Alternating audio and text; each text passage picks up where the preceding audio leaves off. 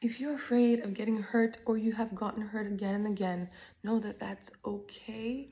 It's normal. We're human. We actually go and repeat cycles of hurting ourselves when we do not know how to self-soothe and grow through triggers. So a trigger is there to actually help us, if we know how, to feel the pain and actually learn through this instead of projecting whatever we are not dealing with, instead of deflecting or suppressing or fighting or freezing or flighting, right? So, and fawning. So instead of doing all of that, all the numerous defense mechanisms, to actually be able to learn how to love ourselves on the spot by being present. If we are not knowing how to do this, then life becomes a struggle. It becomes a burden, especially the desired life. So the more we desire our lives and the more we are wanting, the more these, potential threats, which are triggers and, our shadow coming up, all these will make us feel fear. Now, there's nothing wrong with feeling fear. It's actually really normal. It's what we do with it that actually makes it, get us stuck and paralyzed by fear, or we grow and expand through it. There's nothing wrong with triggers. It's what we do with it that actually helps us either grow or actually get stuck in repetitive patterns. And mind you, sometimes we need to repeat the patterns more than once, obviously, so that we're able to heal it to the core of what it is that the programming is trying to reveal to us. So the more we are wanting our actualized life, the more we will be confronted with, triggers and fears and pain, that we are called to be a lot more present and loving within that moment, so that we can transmute what was once an excuse for suffering and becoming constricted and restrict our electromagnetic field, to use it as a reason to exponentially grow into self-sourced love. So, yes, there might be a lot of judgment through the healing process because we're always on the lookout to see, okay, now what has changed on my outer world? Okay, so I did that. What has changed? So I would look outside and see, okay, I changed this pattern. Why is this repeating? And we can tend to ruminate again and again, which is fine because sometimes we just need a little bit more time.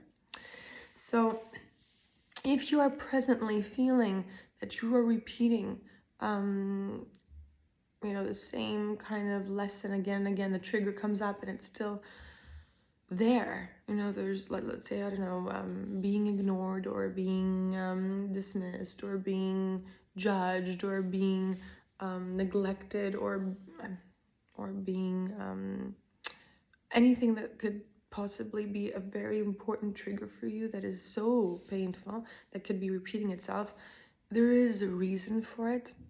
And if we are not that quick to judge and strict with ourselves, we will see that the more we are wanting to be present within this trigger, the more we are able to look back in the past and see that it's not the same.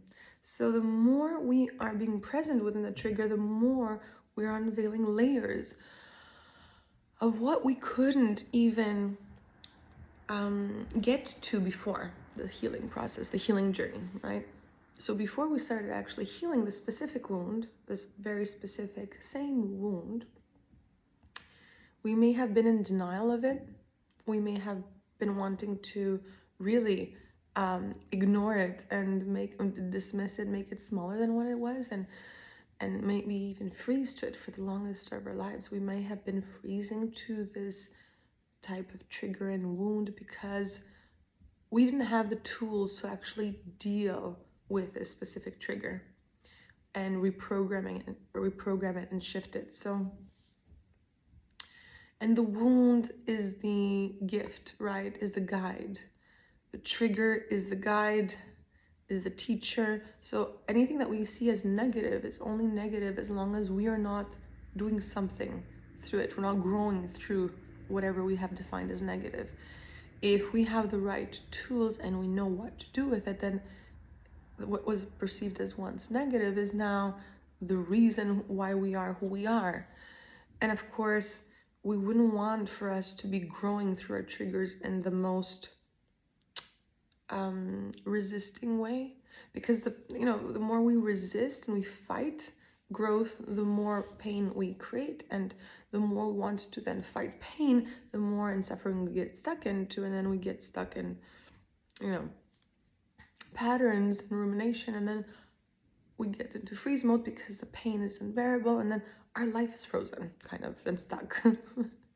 So in order to reverse all of this and change it, we would want to be okay with taking baby steps.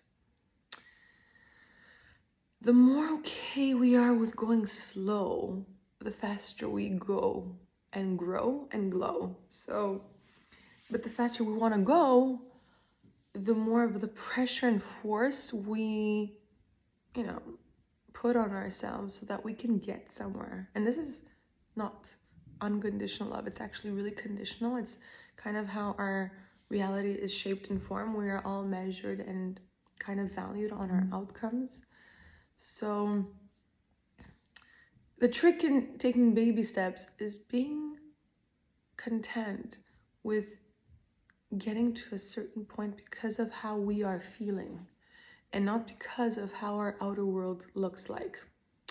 So if we get the example of being ignored, maybe we will not have that specific person or those people giving us the importance and validation we want.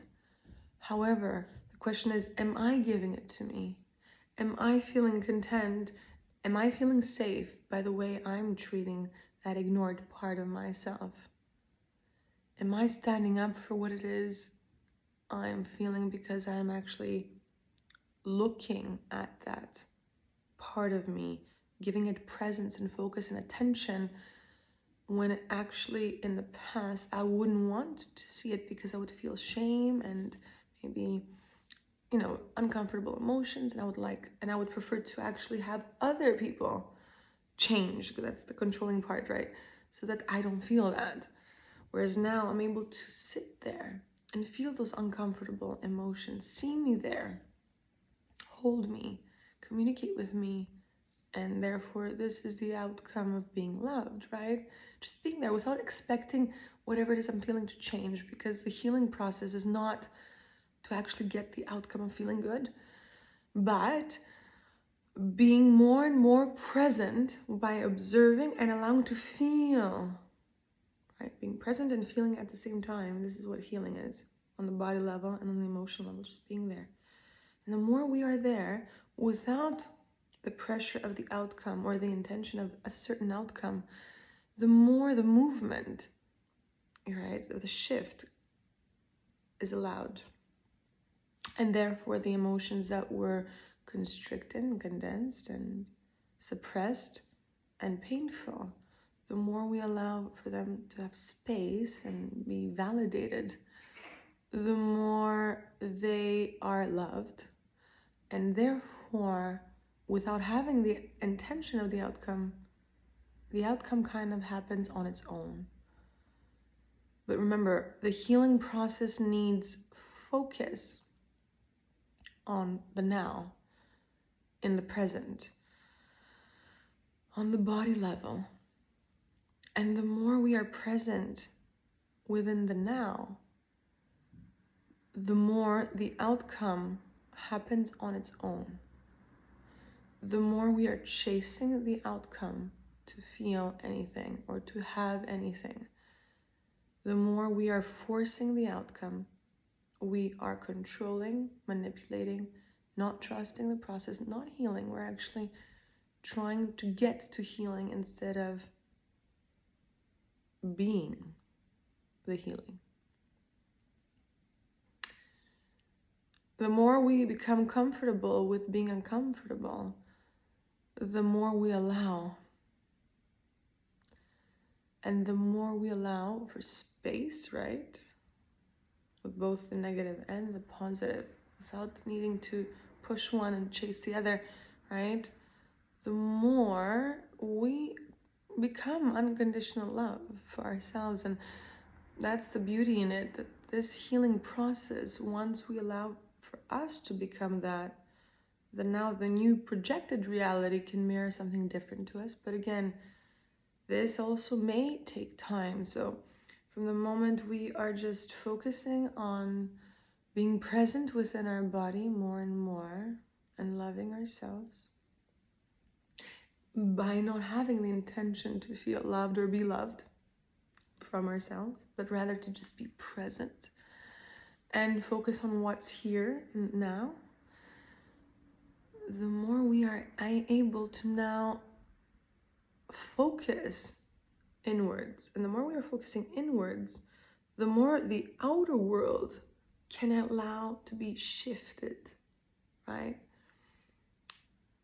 So the more we're focusing inwards, the more space we allow for our outer reality to mirror this that we're doing from our inner world, which is love. And love is not the outcome of feeling serenity only.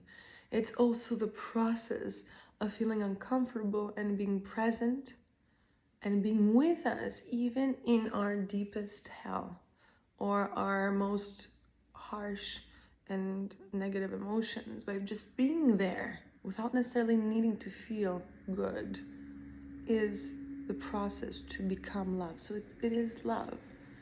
Love is not only the outcome when we have actually integrated our polarities and feel serenity and bliss and nirvana. It's also the ugly, the dark, the one that, nobody can, not a lot of people can be there. Once we are able to be there with ourselves in that place where we would be wanting to neglect that place before and push it and, we are there. This is love. Love is not only when we are feeling amazing. It's also when we are feeling very uncomfortable and we are experiencing pain and decide to just be here with us. And by practicing more and more of this, we actually, layer by layer, strip the programmings that we have been stuck with for such a long time. And please remember, the more persistent a programming is or a wound is, the more it has to give. So the more gifts it has to unveil through this process. And it's actually never the same. A river is never the same. Even if it looks the same, it isn't. And with that, I'll see you on the next video.